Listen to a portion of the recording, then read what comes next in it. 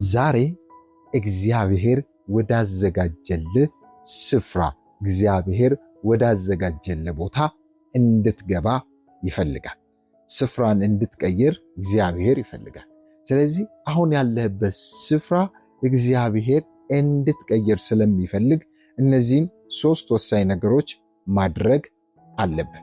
እመነኝ፣ እነዚህን 3 ወሳኝ ነገሮች ካደረግ አሁን ያለህበት ፖዚሽን፣ አሁን ያለህበት ስፍራ ይቀየራል።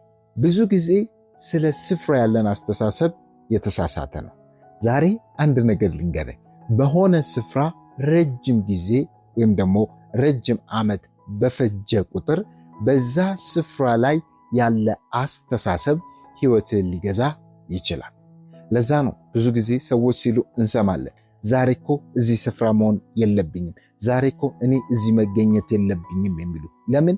እነሱ ውስጥ ካለው ራዕይ አንጻር አሁን ያሉበት ቦታ ያንን ራዕይና ሐሳብ ስለማይመጥን ነው። ስለዚህ ሰው እንኳን እንደዚህ ካለ እግዚአብሔር ደግሞ አሁን በሕይወት ሊያደርግ ያለው ነገር ስላለ በዛ ስፍራ እንድትቆይ አይፈልግም። ያ ስፍራ እድገትህን ይገድባል። ያ ስፍራ ወደ ምቾት ቀጠና ይወስዳል። ያ ስፍራ የተለያየ ልምምድን ያስተምራል። ስለዚህ እግዚአብሔር ከነዛ ነገሮች እንድትወጣ ይፈልጋል።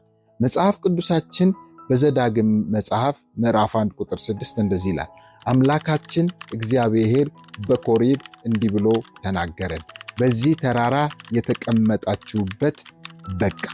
ምናልባት ረጅም ዓመት የተቀመጥክበት ስፍራ ወይም ደግሞ ቦታ ሊሆን ይችላል።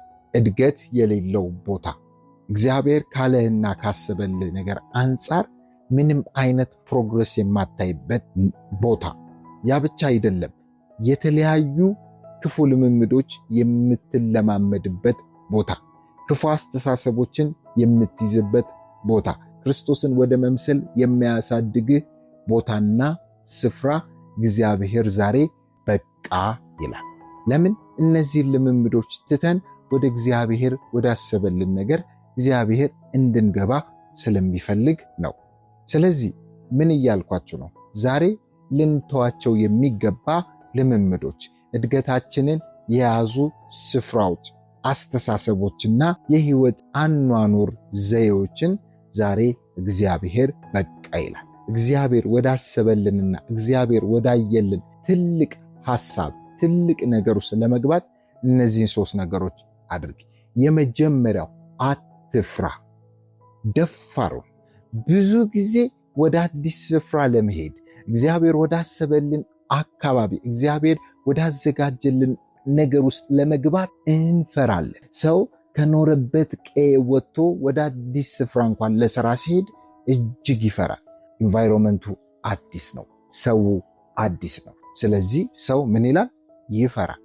ስለዚህ ምን ልላችሁ ነው? እግዚአብሔር ወዳሰበላችሁና ወዳቀደላችሁ ነገር የምትገቡት በድፍረትና በእምነት ነው።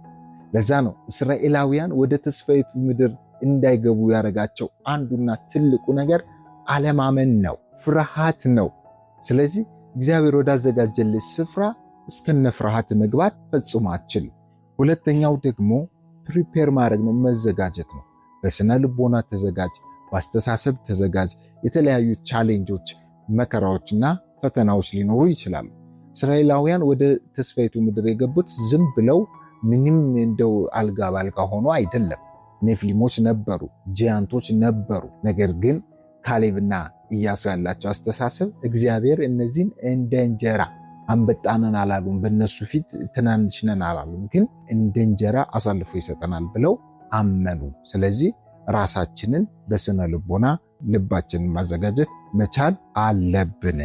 3ኛ መልቀቅን ተማር። እግዚአብሔር ወዳዘጋጀልህ ስፍራና ፖዚሽን የምትገባው መልቀቅን ስትማር። ብዙ ሰው አይለቅ፣ ያለፈ አስተሳሰቡን አይለቅ፣ ያለፈ ኑሮውን አይለቅ፣ ያለፈ የተጎዳበትን ነገር አይለቅ።